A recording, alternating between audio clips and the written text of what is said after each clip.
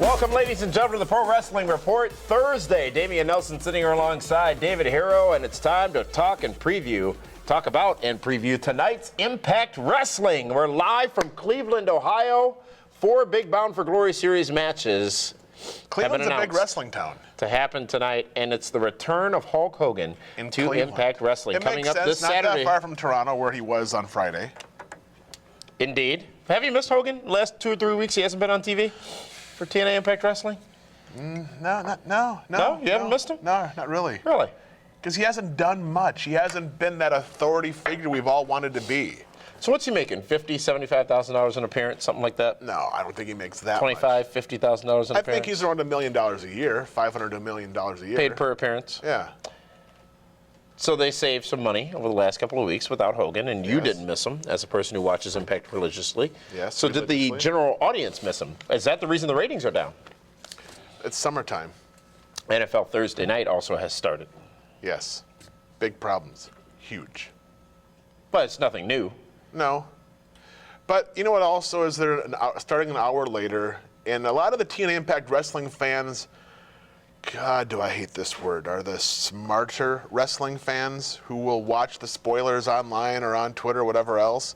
So by the time the show starts, the show's really over, and there's no reason for them to really tune in. Are you looking for, what are we going to see out of Hogan tonight? Brooke is gone. Bully Ray is now with the other Brooke Tessmacher. I think for Hogan to do business the right way, they're about a month out from Bound for Glory, month and a half. He has to set up a stipulation where maybe he leaves. Really? If then? Why not? Why? What are we going to see out of AJ Styles? The phenomenal one returned last week. No more of that dark character, if you will, from AJ Styles. It is publicly known as well that AJ is going through some contract renegotiations with Impact Wrestling, and it is all seemingly boiled down to money. I hope AJ doesn't resign. Really? He's done everything there is to do in TNA Impact Wrestling. He is a founding member. I would company. much rather see him go and get a payday in WWE, have some amazing matches up there. I'm sure he has friends up there. He had a developmental deal in WWE. He's a good company guy. He keeps his nose clean, stays out of trouble, doesn't get involved in nonsense. He doesn't go to Jamaican barbecues? No, he does not. And I think he could be a great addition to a roster that needs a great new addition.